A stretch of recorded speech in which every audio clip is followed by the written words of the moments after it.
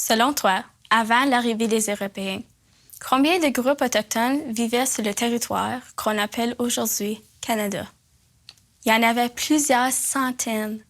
Impressionnant, non? Ces groupes étaient souvent éloignés. Pour se rencontrer, ils pouvaient parcourir de très grandes distances. Ils voyageaient à pied, en kayak ou en canot. Ils échangeaient des biens et créaient des alliances. Ce dont je suis bien fière, c'est que depuis toujours, les Premières Nations croient qu'on fait partie de la nature, comme les pierres, les oiseaux et les ours. Ils les respectent et créent des liens très forts avec eux.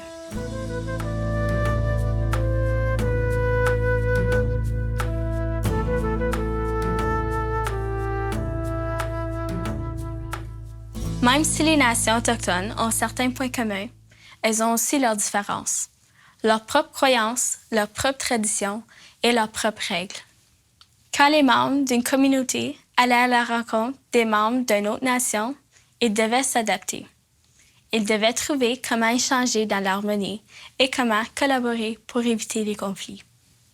Toi, quand tu te rends chez un ami, tu traites sa famille avec respect, non? Je suis certaine que oui. Cette façon de créer et de garder de bonnes relations entre deux groupes, on appelle ça la diplomatie. Le rôle des Premières Nations comme agents actifs, comme gens qui commercent, qui ont des relations diplomatiques, qui ont des traditions, qui ont un mode de vie, qui interagissent avec les gens autour d'eux, qui ont des relations diplomatiques avec des gens qui sont comme à 700 km. Quand on voyage par une voie navigable, là, 700 km, chocolat, en canot, là, c'est tout un exploit. Parce que les groupes qui sont sur le territoire, ils sont très populeux, utilisent les ressources et s'épanouissent sur ce territoire-là. Et nécessairement, ils le font en contact avec les autres groupes qui sont autour d'eux. Du moment qu'on est en contact avec un autre groupe, bien, il faut établir des règles diplomatiques. Il faut savoir comment on va se parler. Il faut savoir qui va utiliser tel territoire. Donc, il y a des ententes de partage de territoire. Ça, c'est la diplomatie autochtone qui existe dans le territoire, afin de terminer des guerres ou de régler des conflits de territoire ou de ressources, ou justement pour savoir comment bien partager notre territoire, puis comment s'organiser dans un espace et de gérer nos relations humaines entre nations. Quand on veut garder trace d'un message important ou d'un accord, souvent, on l'écrit, sur papier ou bien à l'ordi. Pense à ton bulletin. C'est important, non? Eh bien, tes parents le reçoivent par écrit. Chez les Premières Nations, l'écriture, comme on la connaît aujourd'hui, n'existait pas. Les connaissances et les messages étaient transmis par la parole. Pour appuyer cette parole, certaines communautés utilisaient souvent des wampum. Les wampum, ce sont des objets composés de perles précieuses. Ils étaient tissés de façon à représenter les messages ou les attentes entre les personnes et les peuples.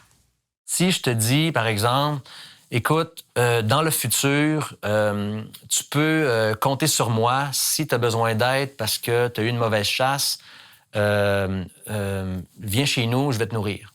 Et là, je te donne un wampum. C'est pour te montrer ce que je viens de dire. Parce que si je te donne rien, tu vas me dire, oui, mais tu parles à parole vide. C'est ça que les gens disaient, tu parles à parole vide. Ça veut dire que ça ne tient à rien, ce que tu me dis. Et le wampum pourrait, par exemple, avoir le symbole d'une grande ligne comme ça qui traverse. Les grandes lignes comme ça, souvent, c'était soit un symbole d'alliance ou... donc, le collier que je pourrais te donner pourrait être tout blanc avec une grande ligne qui sépare tout le collier comme ça. Et ça, c'est le chemin qui nous relie. Tu vois? Donc, il y a une petite fonction mnémotechnique.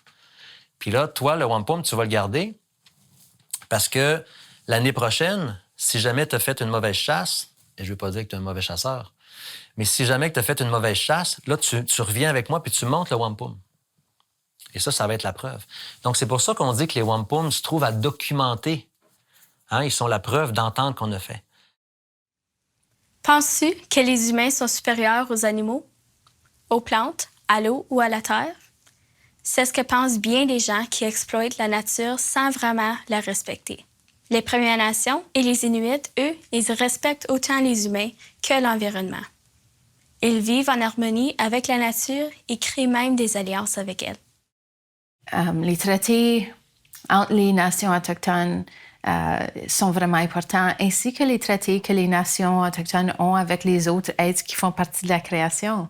Tu sais, les ententes avec les nations d'animaux aussi, de s'assurer de ne pas prendre trop, la relation, par exemple, avec le riz sauvage qu'ont les nations autochtones depuis longtemps, où on a cette réciprocité, on prend du riz, mais on en sème encore pour pouvoir le récolter, puis on a une relation de gratitude, mais et aussi de reconnaissance avec le riz sauvage, puis la nation du riz sauvage. Les animaux, c'est une relation proche que les Inuits ont avec les animaux du Grand Nord.